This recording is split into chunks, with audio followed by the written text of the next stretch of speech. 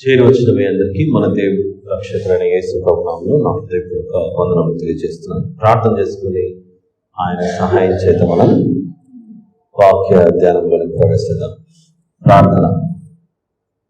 మహాపరిశుద్ధుడైన మా ప్రియ పరలోక తండ్రి, మీకే స్తోత్రములు నాయన.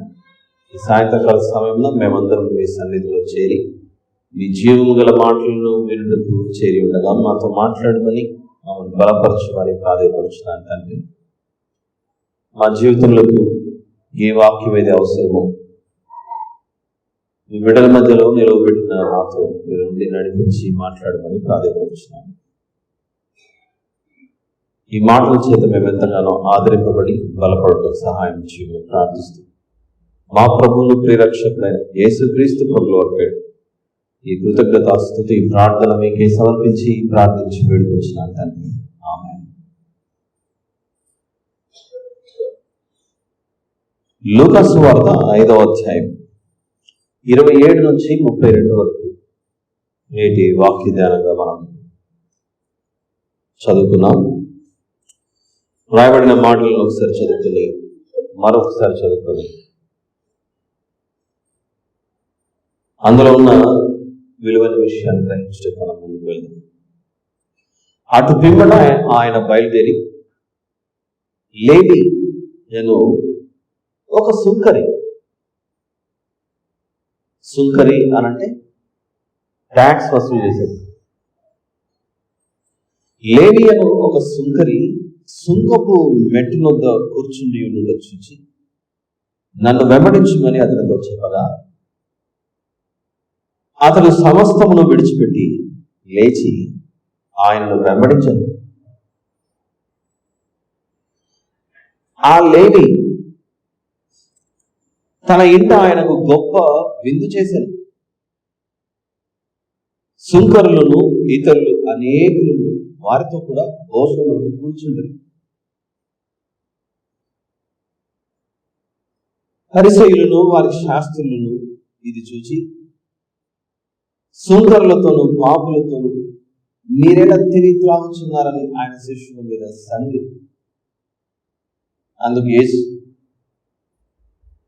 రోగులకే కానీ ఆరోగ్యం గల వారికి వైద్యులు అక్కర్లేదు, మారు మనసు పొందుటకై నేను పాపులను పిలువవచ్చును కానీ నీతిమంతులను పిలవాలేదని వారితో చెప్పారు.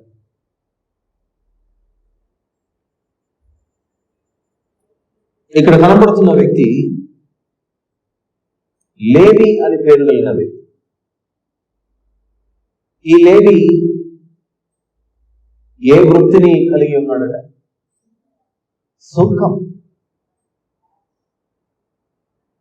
సుంకము అనంటే పన్ను వసూలు చేయడం. పన్ను గురించి పెద్దవాళ్లకు తెలిసే ఉండవచ్చు. పిల్లలు యవనస్తులు కూడా ఇక్కడ ఉన్నారు, కాలేజ్ చదువుతున్న పిల్లలు. సుంకం అంటే మీకు తెలుసా అంటే చెప్పగలరా? నేను మిమ్మల్ని అడుగుతున్నాను. పిల్లలు తెలియదని చెప్పాను. తెలియదు కదమ్మా? మీకు కూడా బైబిల్ అర్థం అవడానికి కొంచెం ఇలాంటి ఎక్స్ప్లెనేషన్ అవసరం.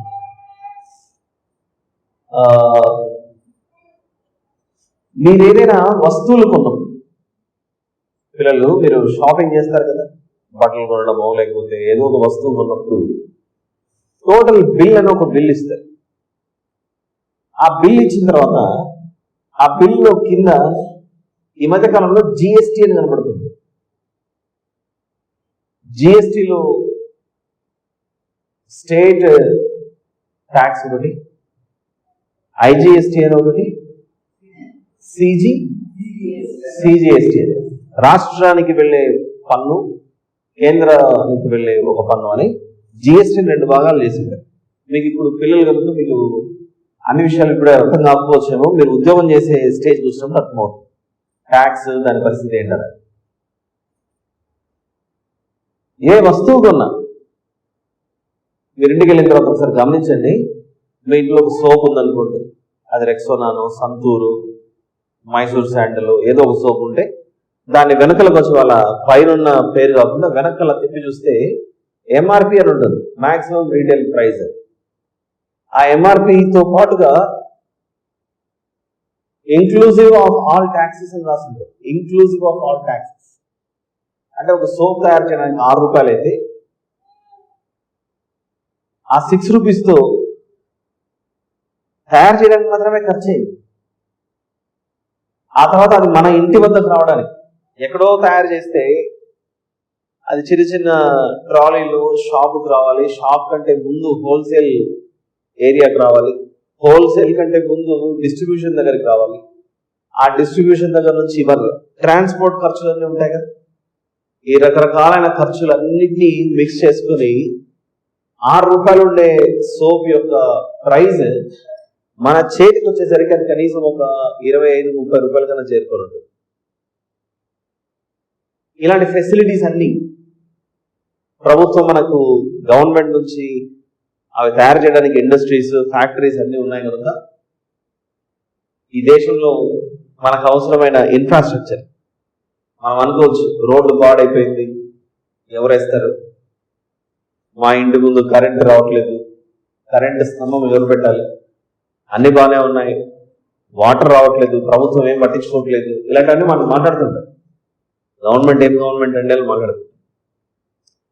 అప్పుడు గవర్నమెంట్కి ఎక్కడి నుంచి మనీ వస్తుంది, ఇన్కమ్ ఎక్కడి నుంచి వస్తుంది అంటే ఇలాంటి ట్యాక్స్, ఇలాంటి పన్నులు వసూలు చేయడం వల్ల మనం ఉపయోగించుకునే వస్తువుల ద్వారా ఈ ట్యాక్స్ అనేది గవర్నమెంట్కి వెళ్ళి ఆ మనీ తిరిగి మనకే వాళ్ళు రోడ్లు వేయడానికి, కరెంట్ వేయడానికి, వాటర్ సప్లై చేయడానికి వీటన్నిటి ఖర్చులు పెడుతుంటారు. ఆల్రైట్, మీకు అర్థం అవ్వడానికి కొంచెం ఆ విధంగా ఎక్స్ప్లెయిన్ చేశాను.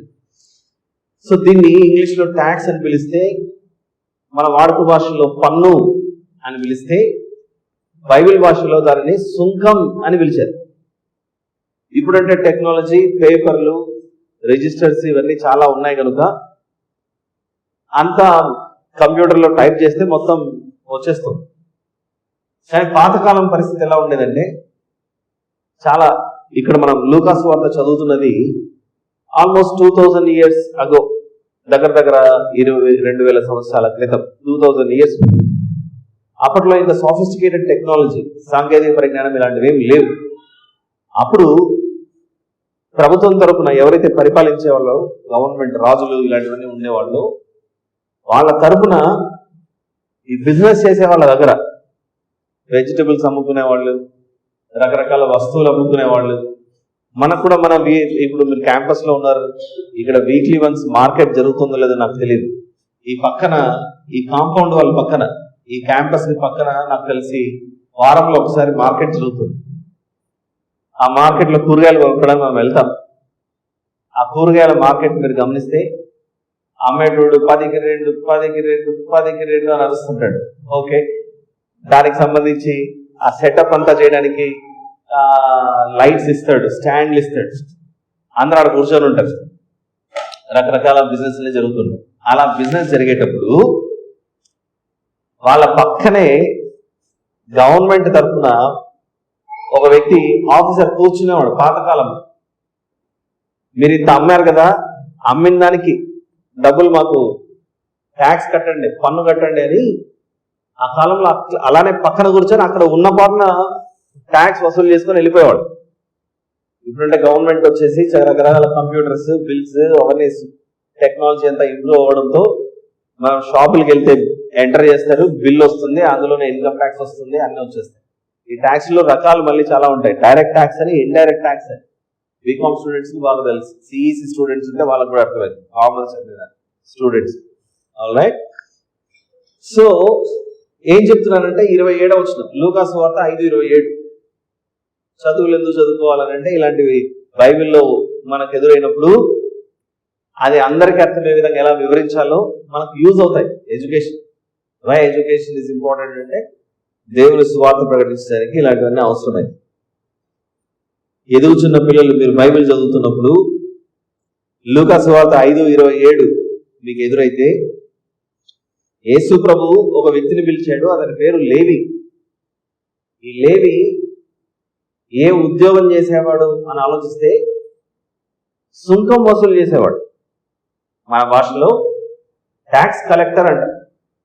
బస్సుల్లో ఎక్కిన ప్యాసింజర్ల దగ్గర మనీ వసూలు చేస్తే అతని కండక్టర్ అంటారు. బిజినెస్ చేసే వాళ్ళందరి దగ్గర ట్యాక్స్ వసూలు చేస్తే అతను ట్యాక్స్ కలెక్టర్ అంట. All right.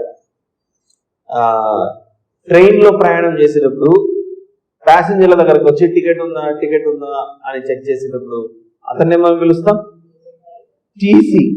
టీసీ అంటే స్కూల్లో చదవకపోతే టీసీ ఇచ్చి పంపిస్తాం చూస్తే ఆ టీసీ కాదు ఇది. ఇక్కడ టికెట్ కలెక్టర్. రకరకాలుగా ఉంటాయి. ఎలాగైతే పదాలకు అక్షరాలకు అర్థాలు వేరుగా ఉన్నాయో లూకా సువార్త 5:27లో ఇక్కడ మనకు ఒక ట్యాక్స్ కలెక్టర్ కనపడుతున్నాడు. నువ్వు ఇంత బిజినెస్ చేసావు,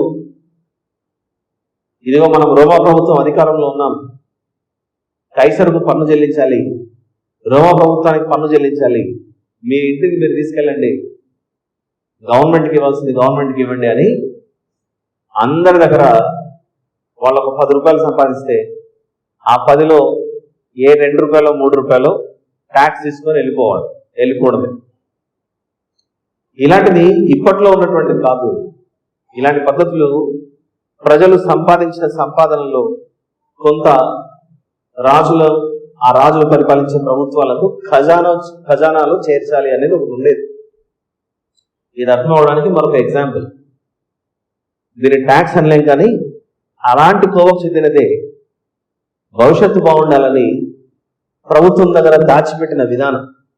ఆదికాండంలో ఐగుప్తు దేశంలో కరువు వచ్చినప్పుడు జైల్లో నుండి యోసేపు గారిని పిలిపించి, కరువు వచ్చినప్పుడు కాదు, కరువు రాకముందే ఐగుప్తు రాజైన ఫరోకు కళ వస్తుంది.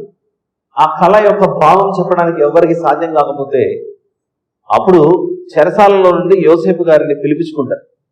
అప్పుడు యోసేపు గారు కళ భావం చెప్తారు. ఆ కళ భావం ఏంటి? 7 సంవత్సరాలు ఈ దేశంలో పంట చాలా గొప్పగా పండుతుంది. ఆ 7 సంవత్సరాలు అయిపోయిన తర్వాత మరొక 7 సంవత్సరాలు భయంకరమైన కరువు వస్తుంది అనే విషయాలు మనం చిన్నప్పుడు సండే స్కూల్ నుంచి వినుకుంటూ వచ్చాం. అయితే ఫస్ట్ 7 years బాగా పంట పండింది కదా, క్రాప్ చాలా బాగా వచ్చింది కదా. నెక్స్ట్ 7 years కష్టాల్లో ఉన్నప్పుడు మనం బ్రతకడం ఎలా? అప్పుడు యోసేపు గారు ఇచ్చిన సలహా, ఫస్ట్ 7 years ఎవరైతే మనం మంచి పంటలు పండుతాయో ఆ 7 yearsలో మీరింటికి తీసుకెళ్లాల్సింది మీరింటికి తీసుకెళ్ళి మిగిలినది మనమంతా ఒక చోట దాచిపెట్టుకుందాం. పెద్ద పెద్ద ధాన్యాగారాలలో, వేర్ హౌస్ల్లో, పెద్ద పెద్ద స్టోరేజ్ హౌసెస్లో వాటిని భద్రపరుచుకుందాం. 7 సంవత్సరాలు పంట బాగా పండిన దాంట్లో ప్రతి ఇంటికి సంబంధించి ఎవరెవరైతే వ్యవసాయం చేస్తున్నారో మీ ధాన్యం అంతా కొంత తీసి ప్రభుత్వానికి అప్పచెప్పండి. అలా అప్పచెప్పినప్పుడు నెక్స్ట్ 7 years మనకు కరువు వస్తే ఆ కరువులో వీటన్నిటిని తీసుకొని మనం వాడుకోవచ్చు అనేది కనబడుతుంది. సో మనం సంపాదించే సంపాదనలో కొంచెం తీసి గవర్నమెంట్కి ఇవ్వడం అనేది మన యొక్క ఫ్యూచర్ని దృష్టిలో పెట్టుకొని చేసేటువంటి పనులు. అందుకే యేసు ప్రభువును మాటలతో ఇరికించడానికి ఒకప్పుడు కొందరు వస్తారు, మాటలతో ఆయన ఇబ్బంది పెట్టడానికి. కైసరుకు పన్ను ఇచ్చిన న్యాయమా కాదా అని అడుగుతారు. కైసరు అని అంటే రోమా ప్రభుత్వం అధికారి. ఇప్పుడు యేసు ప్రభు పన్ను కట్టడం మంచిది కాదు, ఇన్కమ్ ట్యాక్స్ కట్టకూడదు అని అన్నారనుకోండి, వెంటనే వీళ్ళు ఆ వార్తను తీసుకొని వెళ్ళి ఎవరు చెప్తారు? కైసరుకు చెప్పి, ఇదిగో అందరి మధ్య ప్రజల మధ్య తిరుగుతూ ఇన్కమ్ ట్యాక్స్ కట్టద్దు అని చెప్తున్నాడు ఈయనను పట్టి బంధించి చెరసాలలో వేయండి అని అంటారు. ఆ పరిస్థితి ఎదురవ్వకుండా మీ దగ్గర ఒక నాణ్యం ఉంటే చూపించండి అని యేసు ప్రభు అనడం జరుగుతుంది. అప్పుడు ఆ నాణ్యం చూపించి దీని మీద ఎవరి రాత ఎవరి బొమ్మ ఉంది అని అడుగుతాడు. అప్పుడు ప్రజలు అంటారు, ఈ నాణ్యం మీద ఇప్పుడు మన కరెన్సీ నోట్స్ మీద ఏముంటుంది గుర్తు? ఒకవైపు గాంధీజీ గారు ఉంటారు, మరొక వైపు 3 సింహాలు, కనిపించిన 4వ సింహం కూడా అక్కడ వెనక సైడ్ ఉంటుంది.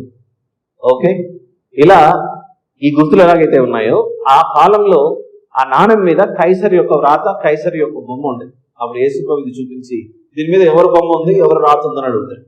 అప్పుడు ప్రజలు అంటారు, ఇది కైసర్ బొమ్మ కైసర్ రాత అని అంటారు. అలాగైతే కైసర్కి ఇవ్వండి, దేవునికి సంబంధించినవి దేవునికి ఇవ్వండి అని చెప్పి వారికి సమాధానం ఇచ్చి పంపించేస్తాడు. అంటే యేసు ప్రభు కూడా ఏం చెప్పాడు? కైసర్కి ఇచ్చేసేయండి అని అంటే మీరు ట్యాక్స్ కట్టడంలో తప్పు లేదనే విషయం మాత్రం అక్కడ తెలియపరచబడింది.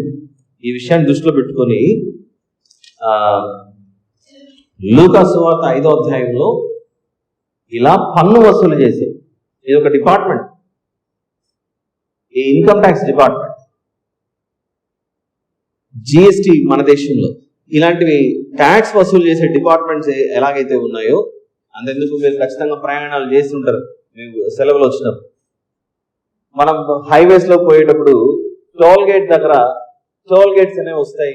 అక్కడ మనం వెహికల్ ఆపి ఈ రోడ్డు మీద పోతున్నందుకు నువ్వు బిల్లు కట్టనండి.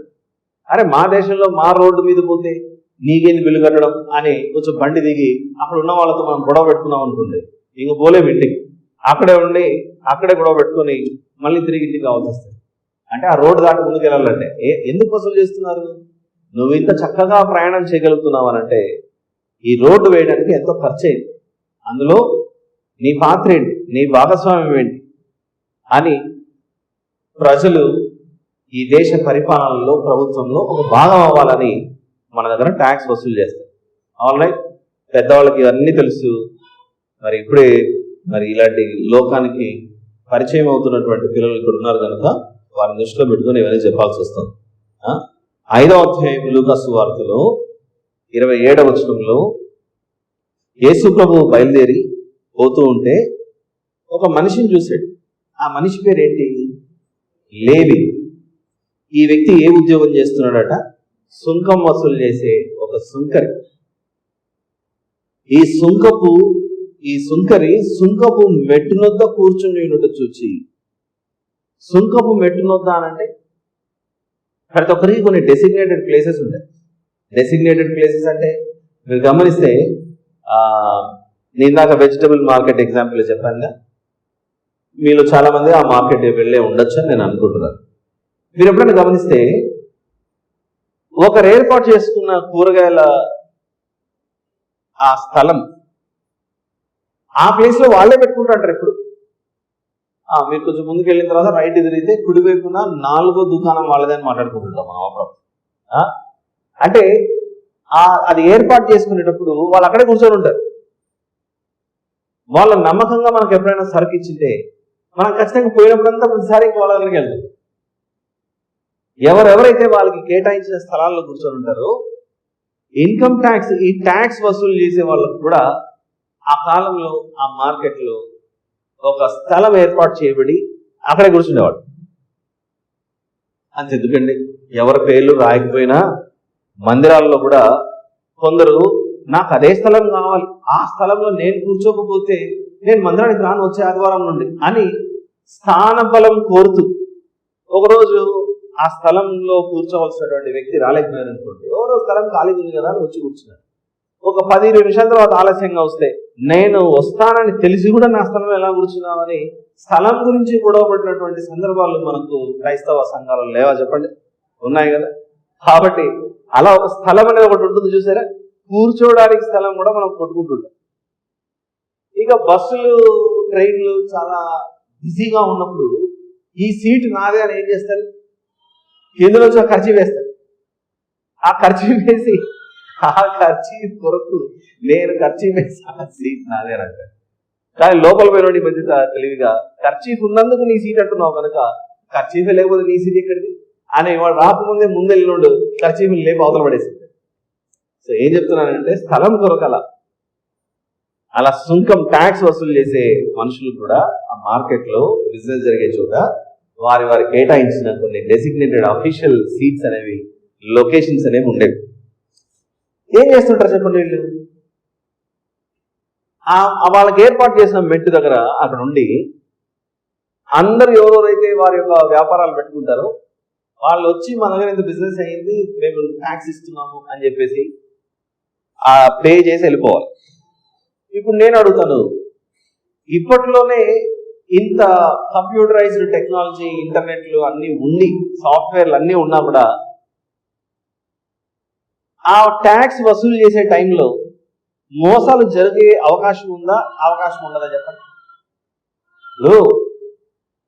ఒక 10,000 రూపాయలు ట్యాక్స్ కట్టాలనుకోండి, ఈ ట్యాక్స్ ఆఫీసర్ మనకు బాగా పరిచయం ఉన్నాడు అనుకున్నా, అక్కడ 10,000 కట్టడం అవసరం లేదు. కానీ నేను నీకు 5,000 అని రాస్తాను.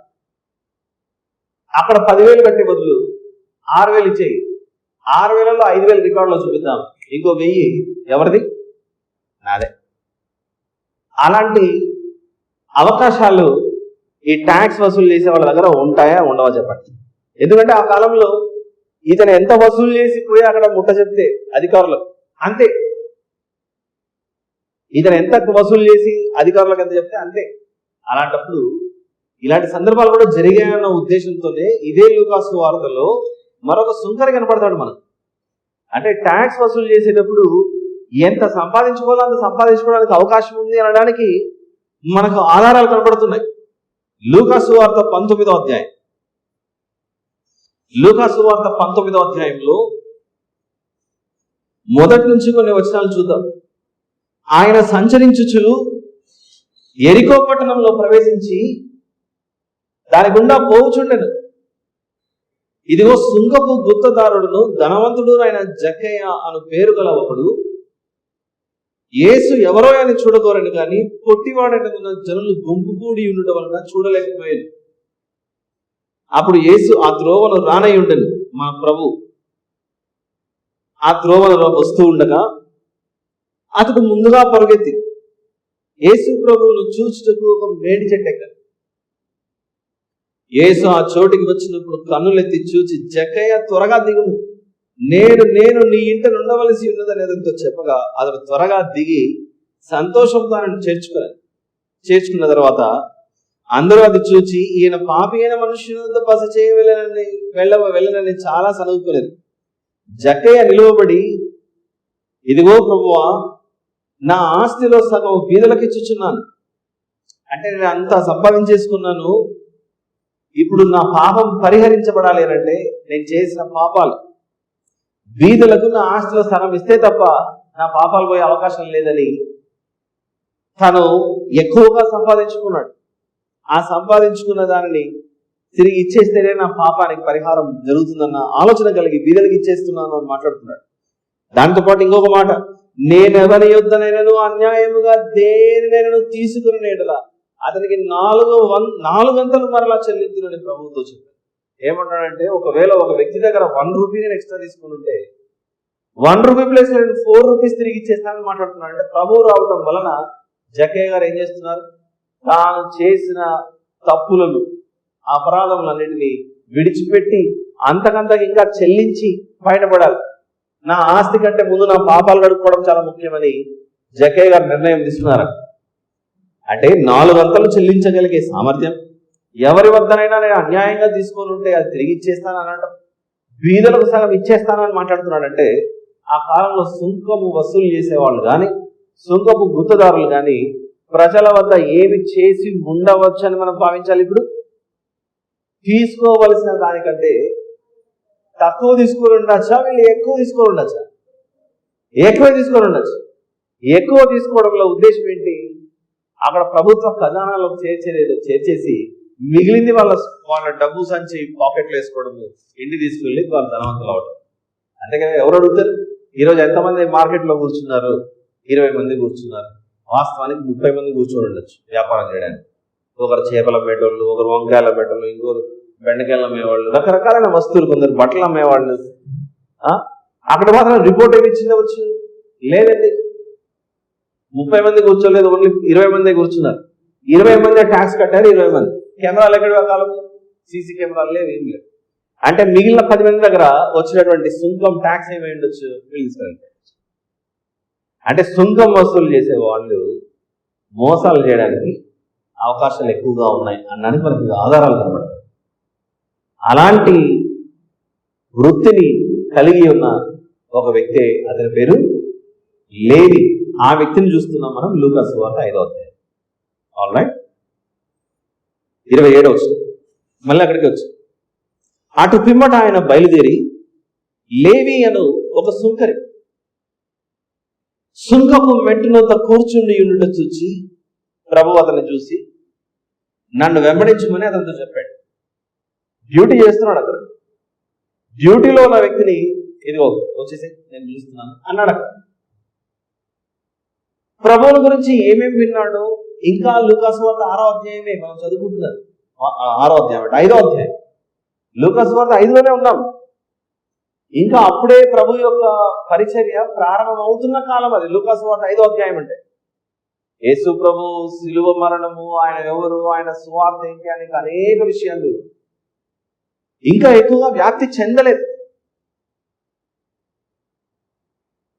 పేతురు గారు, ఆంద్రేయ గారు, యాకోబు గారు, యోహాను గారు చేపలు పడుతుంటారు. వచ్చేయండి పిలవగానే వారు చేపలు పట్టే ఆ వృత్తిని పక్కన పెట్టి ప్రభువును వెంబడించినట్టుగా ఈ సుంకం వసూలు చేసే ఈ సుంకరి అయిన ఎవరు, లేవి అను ఈ వ్యక్తి ప్రభువు పిలవగానే పరిగెత్తుకుని తన ఉద్యోగం, తన ప్రొఫెషన్ అంతా వదిలేసి వెంటనే విడిచిపెట్టి వచ్చేసాడు. సుంకపు మెట్టునంత కూర్చున్నప్పుడు ఏం చేస్తుండొచ్చు? ఎంతెంత వసూలైంది, నేను ఖచ్చితంగా లెక్క చూసుకుంటున్నానా లేదా అని డబ్బులు లెక్కేసుకుంటున్నాడు. నా ఖజానాలో ఎంత ఉంది ఈరోజు, ఇందులో నేను ప్రభుత్వానికి ఎంత ఇవ్వాలి, నాకు ఎంత పెట్టుకోవచ్చు. ఆ మనసన్నా ఉండాలి. ఉద్యోగాలు చేసేవాళ్ళు 2 రకాలు ఉంటారు, గుర్తుపెట్టుకోండి. నాకు ఎంతైతే న్యాయబద్ధంగా వస్తుందో నాకంతే చాలు, కలిగి ఉన్న దానితో నేను తృప్తి చెందుతాను అనేవాళ్ళు కొందరు. అవకాశం దొరికితే నాకు వచ్చేదానికంటే కొంచెం ఎక్స్ట్రా లాగేద్దాంలే అనేవాళ్ళు ఇంకొక కొందరు ఉంటారా? చెప్పండి. ఖచ్చితంగా జక్కయ్య గారు ఎవరి వద్దరైనా అన్యాయంగా తీసుకొని ఉంటే నేను 400 ఎక్స్ట్రా ఇచ్చేస్తానంటున్నాడు. అలానే బీదలకు నా ఆస్తిలో సగం ఇచ్చేస్తానని మాటిస్తున్నాడు. అంటే అక్కడ ఏదో తీసుకున్నాడు ఎక్స్ట్రా. అలా తీసుకున్నాడు కనుకనే ఆ మనస్సు ప్రభువు రాగానే నేను తప్పు చేశాను, ఇలాంటి పాపాత్మల గురించి ఆయనకు మొత్తం తెలుసు, ఆయన చేతులు ఇరిగిపోవడం కంటే మొత్తం ఆయన అడక్క ముందే నేను నిజాలు చెప్పేసుకుని ఒప్పేసుకుంటే బాగుంటుందని జక్కయ్య గారు ఆ పని చేసేది. మరి ఇక్కడ లేవి అని కనబడుతున్న ఈ వ్యక్తి ఎలాంటి మనస్తత్వం కలిగి ఉన్నాడో మనకు తెలియదు. ఎక్స్ట్రా తీసుకొని కొంచెం ఇంటికి తీసుకెళ్ళి కొంచెం ప్రభుత్వానికి కట్టేద్దాం అనే మైండ్లో ఉన్నాడా? లేకపోతే వద్దు, ప్రభుత్వానికి ఇవ్వాల్సింది ప్రభుత్వానికి ఇద్దాం, నాకు రావాల్సిన నెలసరి జీతం, నాకు రావాల్సినటువంటి వేతనం ఏదైతే శాలరీ ఉందో, వేజ్ ఉందో అది తీసుకుని వెళ్ళిపోతుంది. ఎలాంటి మనసును కలిగి ఉన్నాడో మనకు తెలియదు. హృదయములను అంతరింద్రియములను ఎరిగి ఉన్న దేవుడు ఆ వ్యక్తిలో ఏదో గమనించాడు. గమనించగానే ఆ వ్యక్తిని పిలిచి, ఇదిగో నన్ను వెంబడించు అని పిలిచి, సాధారణంగా ఒకవైపు డబ్బులు లెక్కేస్తున్నాడు. ఆ ఉద్యోగంలో పనే అది, ఎంతెంత వసూలు చేయాలి, ఇన్కమ్ ట్యాక్స్. అలా డబ్బులు కనపడుతున్నాయి, ముందర ప్రభువు కనపడుతున్నాడు, ధనము కనపడుతుంది, ప్రభువు కనపడుతున్నాడు. అంతే కదా? ట్యాక్స్ వసూలు చేసే వాళ్ళు ఖచ్చితంగా వాళ్ళ దగ్గర ఎప్పుడు కళ్ళ ఎదురుగా కనపడేదే కరెన్సీ. అంత మనీ కనపడుతుంటే యేసు ప్రభు వచ్చి నన్ను వెంబడించు అన్నాడు. అక్కడ ఉన్న పాటను ఏం వదిలేసి వచ్చాడు? తన ఉద్యోగం వదిలాడు. లెక్కేస్తున్న డబ్బును అక్కడ కొన ముట్ట చెప్పి, ఇదిగో ఇంత ట్యాక్స్ ఇంత వసూలు చేశాను పెట్టుకోండి అని చెప్పేసి వెళ్ళిపోయాడు. ఆ తర్వాత ఆ పిలుపు ఎలా ఉందో మనకు తెలియదు, కానీ ఆ 28వ వచనంలో అతడు సమస్తమును విడిచిపెట్టి లేచి ఆయనను వెంబడించాడు. అంటే ఇప్పుడు ఈ లేవి అను ఈ వ్యక్తి కూడా ఎవరై ఉండాలి? యేసు ప్రభు పిలిచిన తర్వాత చేపలు పట్టే వారిని పిలిచినప్పుడు వారు ప్రభువుకి ఏమయ్యారు? శిష్యులయ్యారు. చేపలు పట్టే వారిని పిలిచినప్పుడు వారు ప్రభువును వెంబడించుండగా వారిని ఉద్దేశించి పలుకుబడినటువంటి మాటలే బైబిల్లో శిష్యులు అని పిలిచారు. అలానే ఇప్పుడు సుంకం వసూలు చేస్తున్నటువంటి ఈ లేవిని ప్రభువు పిలవగానే ప్రభువును వెంబడించడానికి వెళ్ళిపోయాడు. అంటే ఈ 12 మందిలో ఈ సుంకం వసూలు చేసే లేవి అను ఈ వ్యక్తి ఎవరై ఉండాలి? యేసు ప్రభు ఏర్పాటు చేసుకున్న 12 మంది శిష్యులలో ఈతను కూడా ఒకడు అనేది అరగంట నుంచి మనం విన్న తర్వాత ఒక క్లారిటీ వస్తున్నాం. పేతురు, ఆంద్రేయ, యాకోబు, యోహాను, తోమా, ఇస్కరియోతు యూదా, ఇలాంటి పేర్లు బాగా వినపడతాయి. ఎందుకంటే ఇస్కరియోతు యూదా మోసం చేశాడు, పేతురు గారు బొంకారు, యాకోబు గారు ఖడ్గంతో చంపబడ్డారు, యోహాను గారు పద్మాసు ద్వీపంలో పరవశయ్యాడు, ఆంద్రేయ గారు అంటే పేతురు గారి సోదరుడు కనుక గుర్తుండిపోయింది. ఇలాంటివన్నీ గుర్తుంది. కానీ ఈ శిష్యుడు గుర్తుండటానికి ఇంతసేపు ఆల్మోస్ట్ ఒక హాఫ్ అవర్ మీ ఎక్స్ప్లెనేషన్ ఇస్తూ అక్కడ తీసుకొచ్చాను. నన్ను వెంబడించమని అతనితో చెప్పగా ఈ లేవిని ప్రభువు పిలవగానే లేవి గారు సమస్తమును విడిచిపెట్టి లేచి ఆయనను వెంబడించారు. అంటే ప్రభు ఇతను ఏదో గమనించుండాలి. మోసం చేయడానికి అవకాశం ఉన్నా, ఎక్కువగా వసూలు చేసి బ్రతకడానికి అవకాశం ఉన్నా, ఒకవేళ అలా బ్రతకకుండా న్యాయబద్ధంగా ఉండాలి, మోసం చేయకూడదు, నాకున్న ఉద్యోగ ధర్మం ఏంటో అదే నేను పాటించాలి అనే మనస్సు ప్రభువుకు ఈ లేవి గారిలో కనపడింది. ఎవరు చూడకపోయినా ఇంత నమ్మకంగా బ్రతికే ఈ వ్యక్తి మోసాలు చేసి ఎక్కువగా దోచుకోవాలనే ఆశ లేకుండా ఉన్నాడేమో. ఉన్నాడు అని ధృవీకరించట్లేదు. హృదయంలో అంతరింద్రియాలను పరిశీలించే దేవుడు ఆయన కనుక సుంకపు మెట్టునొద్ద డబ్బులు లెక్కేసుకుంటూ కూర్చుంటుండగా నన్ను వెంబడించాలని పిలవగానే వెంటనే ప్రభువును వెంబడించడానికి సిద్ధపాటు చేసుకుని ఆయనను వెంబడించేశాడు. అంటే ఈ వ్యక్తిలో దైవభయం అనేది ఏదో ఉండాలి. నన్ను పిలుస్తున్నటువంటిది మామూలు వ్యక్తి కాదు, ఈయనలో ఏదో ఒక ప్రత్యేకత. కాబట్టి ఈ మనీ వసూలు చేయడం కంటే, ఈ ట్యాక్స్ వసూలు చేసి నేను నా కుటుంబం బ్రతకడం కంటే ఈయన వెంబడిస్తే చాలా మంచిది నాకు అని ఉన్నపాటు వదిలేసి వచ్చేసాడు. దీన్ని బట్టి ఆలోచిస్తే తన ఉద్యోగంలో ఇతను ఎక్కడో నమ్మకస్తుడుగా యేసు ప్రభు కనుక్కుని ఉండాలి. ఎంతో వసూలు చేసుకొని తనకు తన కుటుంబానికి ఉపయోగపడే విధంగా దోచుకొని వెళ్ళిపోయే అవకాశం ఆ డిపార్ట్మెంట్లో ఉన్నది. ఎవరు చెప్పగలరు చెప్పండి? ఎక్కడ సీసీ కెమెరాలు ఉన్నాయా? లేవు. కంప్యూటర్లు ఉన్నాయా? లేవు. ఏమీ లేని రోజుల్లో మార్కెట్లో కూర్చొని ఆ మెట్రో దగ్గర కూర్చొని అంతా వసూలు చేసుకోవడం. అలా వసూలు చేసుకుంటూ ఉంటే సాయంత్రం అయిన తర్వాత వసూలు చేసుకున్న మనీని అంతా ఒక చోట డిపాజిట్ చేయాలి, వెళ్ళి ప్రభుత్వ ఖజానాలో చేర్చాలి. అలా చేర్చేటప్పుడు ఈరోజు ఇంతే వచ్చింది అని కొంత ఇంట్లో పెట్టుకుని వెళ్ళిపోయి ఉండొచ్చు కదా, కానీ అలా ప్రవర్తించలేదేమో. ఇతను ఎందుకు చాలా నమ్మకస్తుడుగా కనపడుతున్నాడు అని గమనించాడేమో దేవుడు. యేసు లేవి ఇంతకంటే ఒక గొప్ప బాధ్యత ఉంది, నన్ను వెంబడించు అని పిలవగానే ప్రభు నన్ను పిలిచాడు అన్న ఆనందం తట్టుకోలేక ఇంటికి వెళ్ళి ఏం చేసినా చూడండి 29వ వచనంలో. ఆ లేవి తన ఇంట ఆయనకు గొప్ప విందు చేశాడు, మామూలు విందు కాదు. ప్రభు నన్ను పిలువగానే నా హృదయం సంతోషంతో పొంగింది. నా హృదయము వింతగా మారేను అనే ఒక పాట ఉంది. నా హృదయము వింతగా మారేను, నా హృదయము వింతగా మారేను, నా విసునాల్లో వేసి అని చెప్పి సంతోషమే సమాధానమే, సంతోషమే సమాధానమే, సంతోషమే సమాధానమే, చెప్పనా సత్యమైన సంతోషం, చెప్పనా సత్యమైన సంతోషం. ఈ సంతోషము నీకు కావాలన్నా, ఈ సంతోషము నీకు కావాలన్నా, ఈ సంతోషము నీకు కావాలన్నా, నేనే యేసు నొద్దకు రమ్ము, నేనే యేసు నొద్దకు రమ్ము.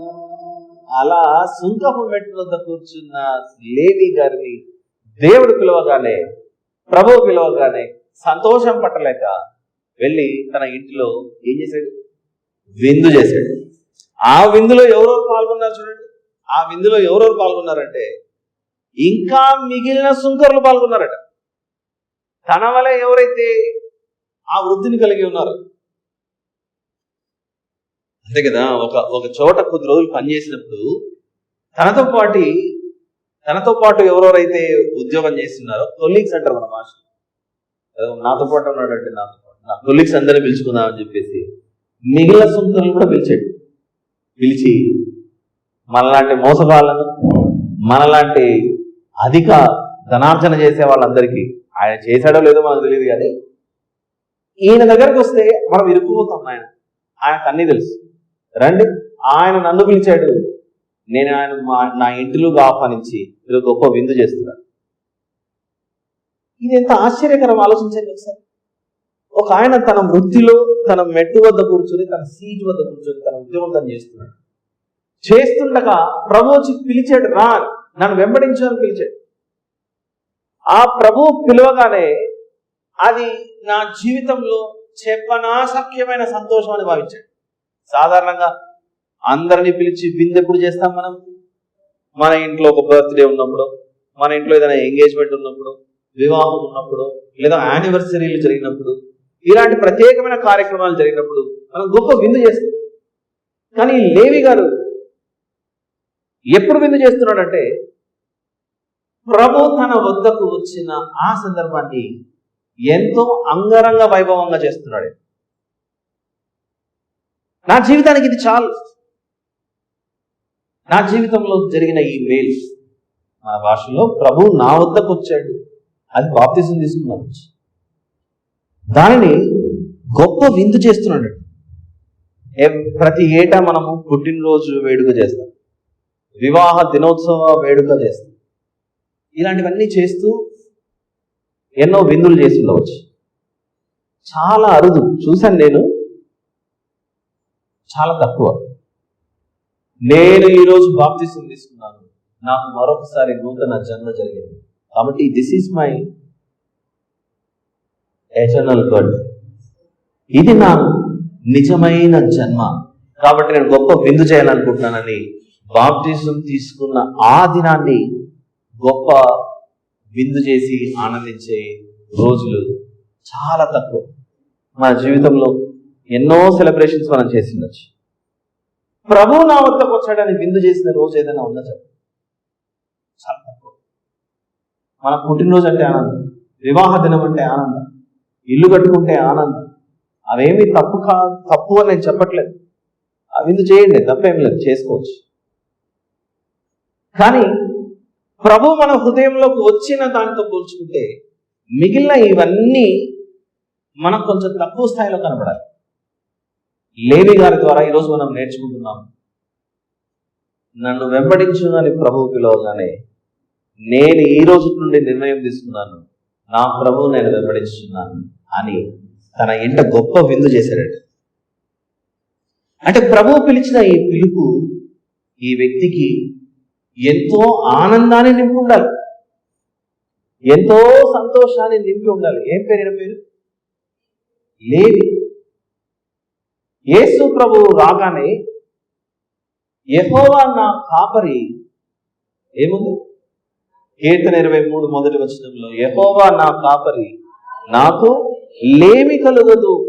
ఆ మాట యేసు ప్రభు అనే మంచి గొర్రెల కాపరి నా వద్దకు రాగా నాకు ఏ లేమి కలుగదు. నా పేరు లేవి అయినా నాకు లేమి కలుగదు.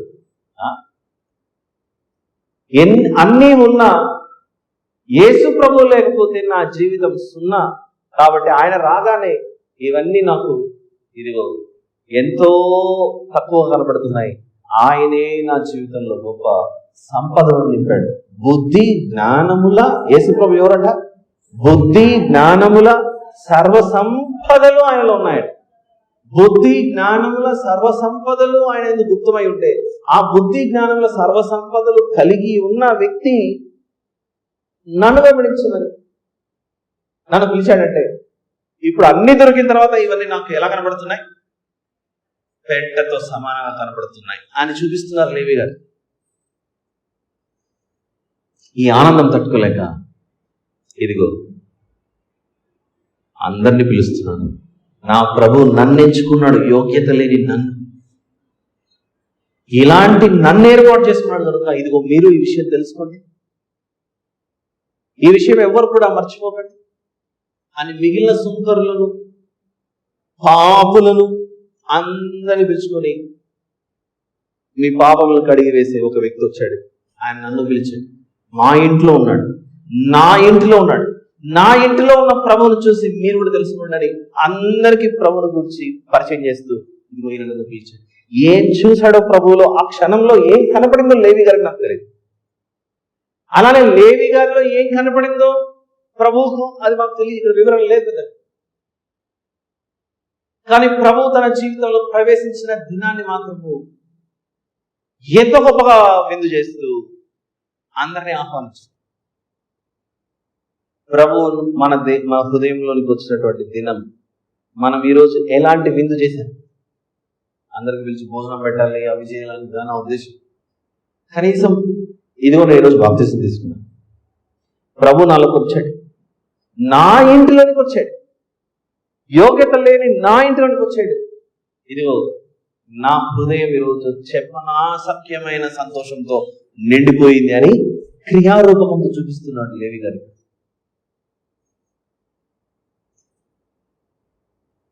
అంత గొప్ప విందు చేశాడంటే ప్రభువా, నా గురించి, నా ఇంటి వారి గురించి, అందరి గురించి నీకు బాగా తెలుసు. నీ దగ్గర ఏమి దాచుకోలేదు. అందుకే నేను ఒక నిర్ణయం తీసుకున్నాను. ఏం నిర్ణయం అంటే అది 28వ వచనంలో చెబుతున్నాడు, సమస్తమును విడిచిపెట్టి అనే మాట. సమస్తమును విడిచిపెట్టి అంటే ఇంకా తన హృదయంలో ఒకవేళ అందరూ కొంచెం కొంచెం అంతో ఇంతో కమిషన్లు తీసుకుంటున్నారు చెప్పకుండా, నాలో అలాంటి ఆలోచన ఏమైనా ఉంటే అది కూడా నేను వదిలేసుకుంటున్నాను. ఎందుకంటే ఈయనను వెంబడిస్తేనే నేను పరలోకానికి వెళ్ళాలి. అక్కడ ప్రభు ఎక్కువగా ఆయన గురించి పరిచయం చేసుకుంటున్నట్లు కానీ, సువార్త ప్రకటించినట్లు కానీ పెద్దగా ఏం కనపడట్లేదు. ఆయన ఉద్యమం ఆయన కూర్చున్నాడు, నన్ను వెంబడించనగానే ఆ పిలుపులో ఏం కనపడిందో, ఏమి వినపడిందో, ఆయన చేస్తున్న పనుల గురించి ఎక్కడైనా సమాచారం విన్నాడో ఏమిటో మనం తెలియదు. ఏమి ఇంకా పూర్తి కానప్పుడే, ఆయన శిలువ మరణం చెందక ముందే, సమాధిలోకి వెళ్ళక ముందే, ఆయన తిరిగి లేవక ముందే ఆయన గురించి అర్థం చేసుకున్నాడు కనుక నేను విడిచిపెట్టాను, వెంబడించడానికి వచ్చి విశ్వాస వీరులలో ఒకరిగా కనపడుతున్నాడు ఈ లేవి గారు. ఎందుకు ఈ విషయాలు చెప్పాను? అన్నీ జరిగిపోయి మనకు గ్రంథస్థం చేయబడి ఆనాడు లేవి గారిని పిలిచినట్లుగా మన వారిని మనల్ని ఆయన పిలుస్తున్నాడు. ఆయన వెంబడించడంలో మన సిద్ధపాటు ఏంటి, మన సిద్ధ మనసే. ఈ మాటలు అర్థమైన వాళ్ళు వచ్చారు. ఇస్కరియోతు యూదా వలె తొలగిపోకుండా జాగ్రత్తగా. పేతురు గారు ఆయనతో కలిసి తిరిగిన బొంకినట్లు మన పరిస్థితులను బట్టి మన స్వార్థం కొరకు మాట మార్చకూడదు, తీరు మార్చకూడదు. ఇప్పుడు చెప్తున్నాను, టైం అయిపోతుంది కాబట్టి. ఇంతకు ఇక్కడ కనపడుతున్న లేవి అనే వ్యక్తి ఎవరో కాదు. ఒకసారి మత్తయి సువార్తలోనికి వెళ్ళి ఆయన ఎవరో చూద్దాం.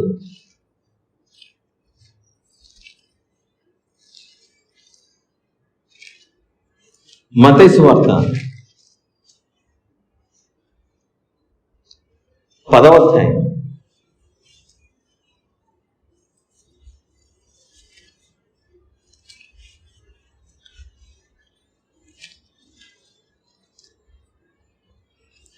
అలానే మార్కు సువార్త 3వ అధ్యాయం కూడా తీసుకోండి. వచనం చెప్పే ముందు మార్కు సువార్త 3వ అధ్యాయం అది కూడా తీసిపెట్టండి.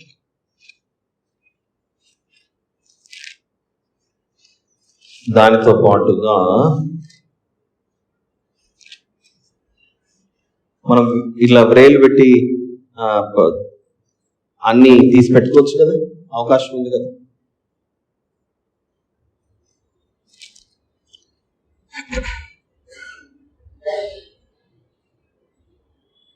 లూకా సువార్త 6వ అధ్యాయం.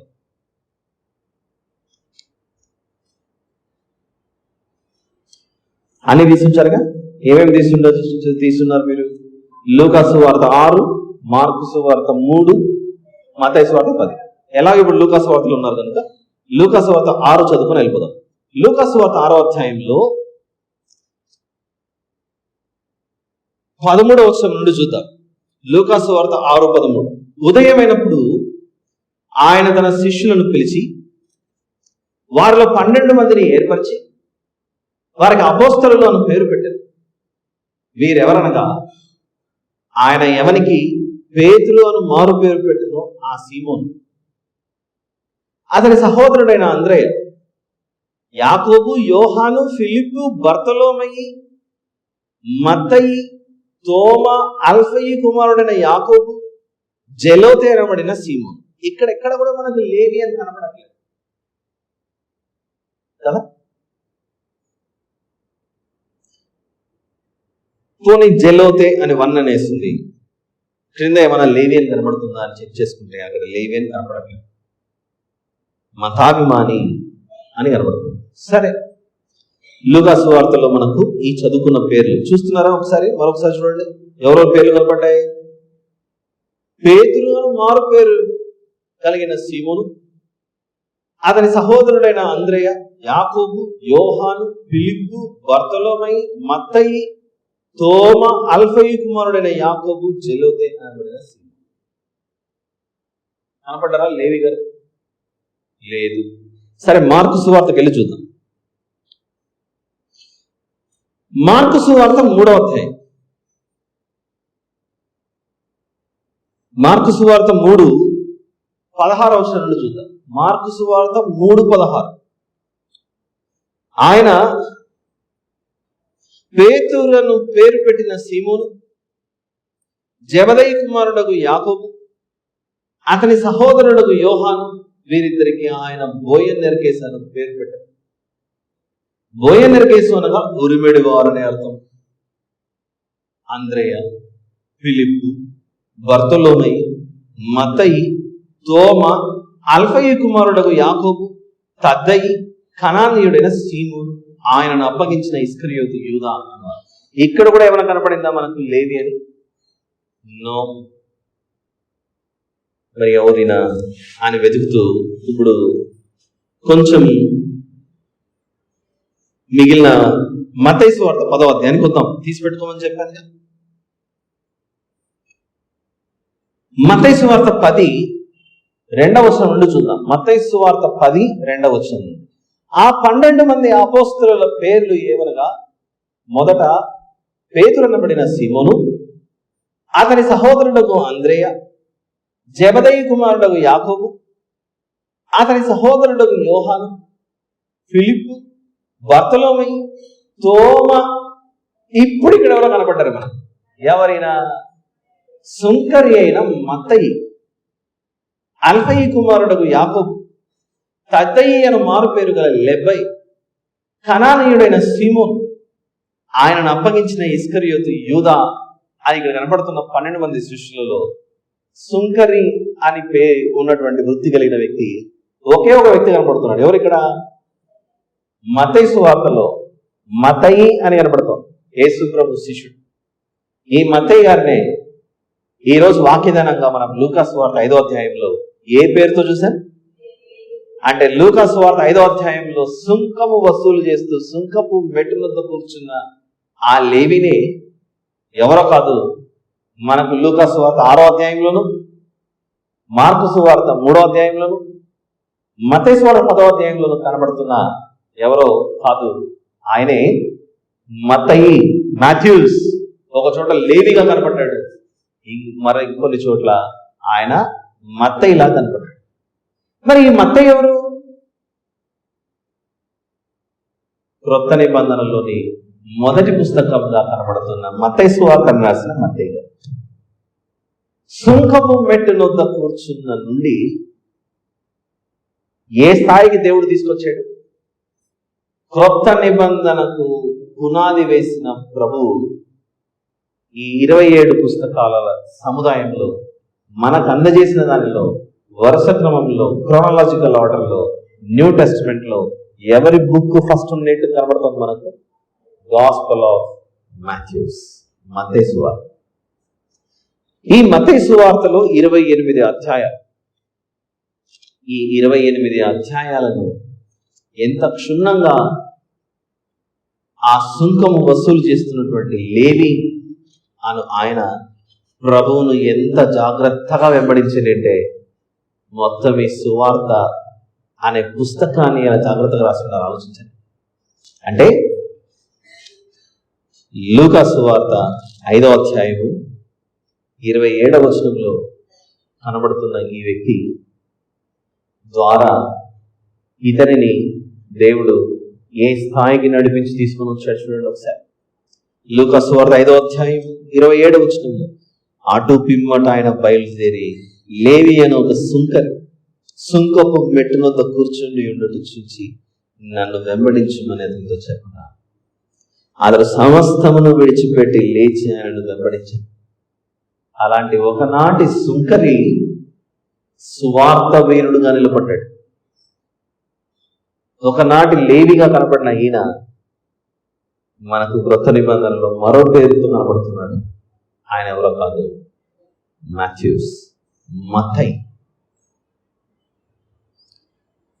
ఏ స్థితిలో ఉన్న వ్యక్తిని ఏ స్థాయికి దేవుడు నడిపించుకొని తీసుకొని వచ్చాడంటే, చిరస్మరణీయంగా ఈ పరిశుద్ధ గ్రంథంలో ఉన్న 66 పుస్తకాలలో ప్రత్యేకంగా కొత్త నిబంధనలో మొదటి పుస్తకంగా కనబడుతున్న మత్తయి ఈ సుంకరి ద్వారా రాయించాడు దేవుడు. ఎంత దగ్గరగా పరిశీలించింటే ఈయన ఎవరై ఉండొచ్చబ్బా, ఎందుకేంటి ఈయన పరిస్థితి? ప్రభువు పిలువకనే దేవుని ఏర్పాటు చొప్పున ఈ మత్తయి గారిలో, అనగా ఈ లేవి గారిలో పరిశుద్ధాత్మ దేవుడు ప్రవేశించి జరిగిన విషయాలన్నింటినీ ఎంత క్షుణ్ణంగా అబ్రహాము కుమారుడు దావీదు కుమారుడునైన యేసుక్రీస్తు వంశావళి అని మత్తయి సువార్త 1వ అధ్యాయం 1వ వచనంలో ప్రారంభమై ఆయన నేను అంత పరిశీలనగా తెలుసుకున్నాను. ఆయన ఎవరి వంశంలో నుండి వచ్చాడో మొత్తం వివరిస్తారని, కన్యక గర్భాన ఆయన రాబోతున్నాడనే విషయాన్ని ఈ క్రొత్త నిబంధనలో కనబడుతున్న మొదటి పుస్తకంలో ఆయన వివరించుకుంటూ వస్తాడు. ఒకవేళ సుంకం వసూలు చేస్తూ అలానే ట్యాక్స్ కలెక్టర్గానే ఉండిపోయింది, అలానే ఉండిపోయింది ఈ పుస్తకం తయారైంది. ఈ ముగింపు చూడండి ఎక్కడికి వెళ్ళిపోయింది. నాలో ఏముంది, నేను యోగ్యుని కాను,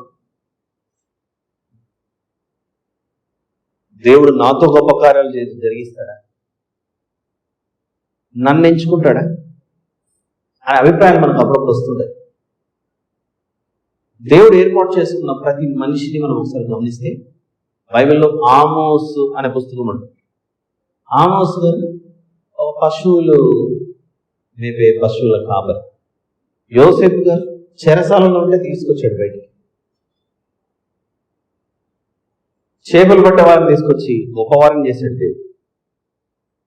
అలానే అందరు ఇట్లనే వచ్చారనుకుంటే కోరుకోండి. పెద్ద పెద్ద ఉద్యోగస్తులు కూడా ఉన్నారు, నెహమ్యా గారు, దానియేలు గారు, ఇలాంటి వారు కూడా కనపడ్డారు. మనం ఏం చెప్తున్నానంటే, ఇంతవరకు మనం ఈరోజు వాక్యధానంగా లూకా సువార్త 5లో ఒక సుంకం వసూలు చేసే ఒక వ్యక్తి, లేవి అనే వ్యక్తిని చూశాను. యేసు ప్రభు రాగానే గొప్ప విందు చేస్తున్నాడు. నేను రాగానే ఇంత గొప్ప విందు చేశాడు అని భావించాడేమో. దేవుని యొక్క మనసు, తన హృదయం పట్టలేనంత సంతోషము ఆనందముతో అందరినీ పిలిచి మీటింగ్ పెట్టాడు. మనం సాధారణంగా మీటింగ్స్ ఏర్పాటు చేస్తాం, వాల్ పోస్టర్స్, ప్యాంప్లెట్స్, ఇంటర్నెట్లో పోస్టులు అన్ని పెట్టి అందరిని పిలుస్తాం, రండి రండి రండి. ఆ కాలంలో ఇలాంటి ప్యాంప్లెట్లు, పోస్టర్స్, యూట్యూబ్ పోస్టులు ఇలాంటివి ఏమి లేవు. నా ఇంటికి ప్రభు వచ్చాడు, మీరందరూ రండి, ఎందుకు రండి, మా ఇంటికి ప్రభు వచ్చాడు రండి, అందరినీ పిలిచాడు. ఒకవైపు వంట చేయాలి, అప్పటికప్పటికి సరుకులు, సామాగ్రి అంతా తెచ్చుకోవాలి. ఆ తర్వాత విందు చేయడానికి అన్ని సిద్ధమవుతున్నాయి, వంటలు సిద్ధమవుతున్నాయి. రండి రండి అని ఎంతమందిని పిలిచాడు. పిలిచింది వారింట్లో లేవి గారిని. ఒకవేళ వివాహమై లేకపోతే ఇంట్లో పెద్ద కొడుకు రెండో వాడు విందు చేస్తున్నాడంటే ఇంట్లో వాళ్ళందరూ ఇతని మాట వింటూ ఉండాలి, సహకరించాలి. ఇంట్లో ఉన్న వాళ్ళందరూ, మీరు వంట చేస్తానండి, మీరు రొట్టెలు చేయండి, మీరు మాంసం చేయండి, మీరు ఇంకోటి చేయండి, నేను అందరిని పిలుస్తానని ఎంత ఉన్న పాటను అందరినీ ఎంత హడావిడిగా పిలిచాడు. అందరూ వచ్చి కూర్చున్నారు, ఇంకా వంట సిద్ధమవుతుంది. సాధారణంగా మీటింగ్ జరిగేటప్పుడు అలానే ఉంటుంది కదా, వంట చేసేవాళ్ళు వంట దగ్గర ఉంటారు, లోపల ఏదో పని చేసేవాళ్ళు లోపల ఉంటారు. వచ్చిన వాళ్ళందరూ చైర్లో కూర్చున్నారు. నన్ను వెంబడించమని యేసు ప్రభు పిలువగానే ఆ సంతోషం పట్టలేక మీటింగ్ పెట్టాడు లేవి గారు. ఆ మీటింగ్కి అప్పట్లో అంతా కాలినడకే కదా, కొంచెం గాడిదలు గుర్రాలు ఒంటెలున్నా అప్పటికప్పుడు వాటికి కట్టి వాటి మీద ఎగిరంటే మనం ఎక్కి కూర్చొని ఇంటింటికి పోవడం అంత చేయకపోయిండొచ్చు. ఎందుకంటే అన్ని దగ్గర పరిగెత్తుకొని రండి రండి మీరు రండి మీరు రండి మీరు రండి. యేసు ప్రభు నా వద్దకు వచ్చాడు. మా ఇంటికి వచ్చిన వ్యక్తి మామూలు మనిషి కాదు. వంటలు సిద్ధమవుతున్నాయి, అవి సిద్ధమయ్యేలో మీరు అందరు కూర్చోడానికి కొన్ని మాటలు మాట్లాడతాడని ప్రభు ద్వారా వచ్చిన వాళ్ళందరికీ మొదట ఆత్మీయ ఆహారాన్ని అలా పంచిపెట్టాడేమో లేవి గారు. అందరికీ అలా పంచిపెట్టిన తర్వాత సరే అందరు రౌండ్ కూర్చోండి. తింటూ ఉండగా కూడా ఆయన మాట్లాడుతూ ఉంటాడు. మీరు అప్పటికి కూడా భోజనం కంటే ముందు ప్రాధాన్యత ఆయన చెప్పే మాటల మీద మీరు దృష్టి ఉంచండి. తింటూ ఉండండి పర్లేదు, తింటూ కూడా ఆయన చెప్పే మాటలు వినండి. అక్కడ జరుగుతున్న విందు కొందరికి పాపం అసూయ కుళ్ళు ఉంటుంది. ఉన్న పాటని ఈ వ్యక్తి విందు చేస్తున్నాడండి అని కుళ్ళు అసూయ పుట్టి వచ్చి సనగడం ప్రారంభించారు. వీళ్ళేంటి మీటింగ్ చేయడం ఏంటి, ఇతనేంటి అందరిని పిలిచి కూర్చోబెట్టడం ఏంటి, అలాంటి మాటలు మాట్లాడుకుంటుంటే అప్పుడు 31, 32 దానికంటే ముందు 30 వచనంలో అంతే కదా, మంచి కార్యం జరుగుతుందనంటే దాన్ని చూడలేని వారు, అసూయతో నిండుకున్నవారు, ఓర్వలేని వారు, అలాంటి వారు కూడా మన పక్కన ఉంటారు. అదేదో పెద్ద వింత జరుగుతుంది అనుకోకండి, ఇదంతా సహజమే. లేవి గారు ఆనందం పట్టలేక ప్రభు యొక్క ఆ కార్యాన్ని ఆ మీటింగ్ ఏర్పాటు చేసి పెడుతుంటే పక్కన ఓర్వలేని వారు, అసూయతో ఉన్నవాళ్ళు 30వ వచనంలో పరిసయ్యులను వారి శాస్త్రులను ఇది చూచి ఎంత హడావిడిగా ఇంత హుడావుడిగా పెద్ద విందు చేస్తున్నాడు, అది కూడా మీరు యేసు ప్రభు మరియు ఆయన ఏర్పరచుకున్న వారు సుంకరులతోనూ పాపులతోనూ మీరేలా తిని త్రాగుచున్నారనే శిష్యుల మీద సనిగిరి. ఇలాంటి వాళ్ళతో కూర్చొని మళ్ళీ మీరు ఆ నీతి బోధ చేసేది, అలాంటి వారి దగ్గరికి ఎందుకు పోయారు మీరు అని పక్కన ఉన్న వాళ్ళు కొనుగుతుంటే ఆయన కొంచెం భోజనం చేయడం పక్కన పెట్టి 31వ వచనంలో అందుకు యేసు ప్రభు అసలు మీరు ఏం మాట్లాడుతున్నారు, రోగులకే గాని ఆరోగ్యం గల వారికి వైద్యుడు అక్కర్లేదు, మారు మనసు పొందుటకే నేను పాపులను పిలువచ్చుదని కానీ నీతిమంతులను పిలువ రాలేదని వారితో చెప్పాను. మీ అంతటా మీరు నీతిమంతులు అనుకుంటున్నారేమో. ఓ పరిసయ్యులారా, శాస్త్రులారా, సున్నం కొట్టిన సమాధి వల్ల కనపడుతున్నాయి మీ జీవితాలు. వీరి వద్దకు ఎలాగైతే వచ్చానో మీకు కూడా ఏవే మాటలు చెబుతున్నారు. వీరేమో చక్కగా కూర్చొని వింటున్నారు, మీరేమో వారిని చూసి ఓర్వలేకపోతున్నారు. అందరినీ సమానంగా చుట్టానికి నేను వచ్చాను, నశించిపోతున్న దానిని వెదకి రక్షించటకు నేను వచ్చాను. ఈ విషయాలు మీకు అర్థం అవ్వాలని ప్రభు తన ప్రేమను ఎలా కుమ్మరిస్తున్నాడో మనకు అర్థం అవ్వాలి. పాపినైనా నన్ను రక్షించాడు, నన్ను రక్షించినట్లుగా నా ఇంటికి వచ్చి నివాసం ఉండాలనుకుంటున్నా, నాతో కలిసి జీవించాలనుకుంటున్నటువంటి ప్రభువును మీరు తెలుసుకోండి. మీరు కూడా మీ ఇంటికి ఆయన ఆహ్వానించండి, ఆయన చెప్పే మాటలు వినండి అని ఎన్ని చెప్పాడో ఏమో ఆ రోజు మత్తయ్య గారు. ఈ విషయాన్ని ప్రభు ఎంత గొప్పగా భావించి ఒక పుస్తకమే రాయించాడు.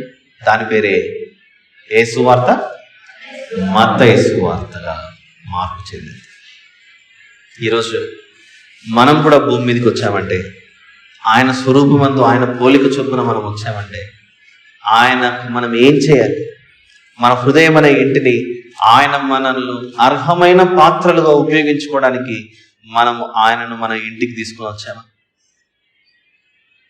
మీరు గమనిస్తే ఈ దేశంలో ఏమైనా పండుగలు కానీ ఇలాంటివి జరిగినప్పుడు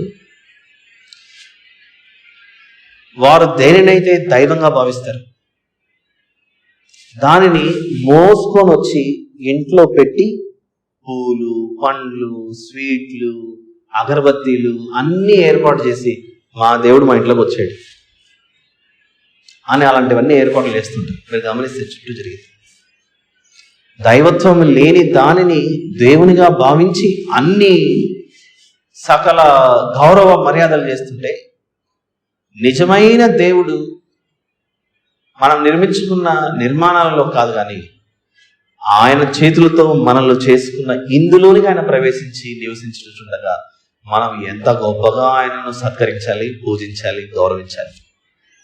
ఈ విషయాన్ని మత్తయి గారికి దేవుడు అర్థమయ్యే విధంగా చేశాడు.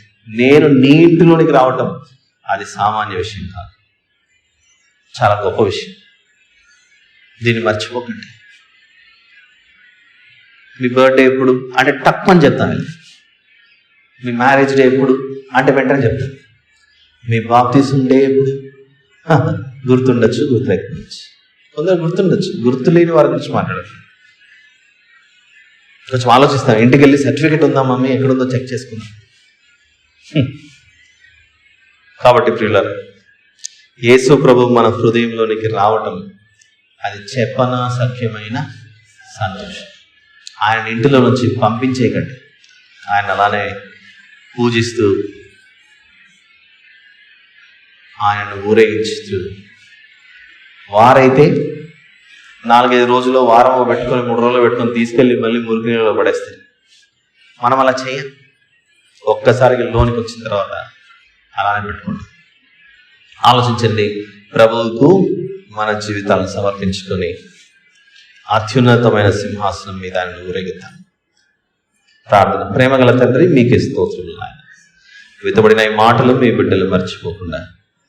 అవును కదా, ప్రభువు రాగానే అంత గొప్ప విందు చేసేటంటే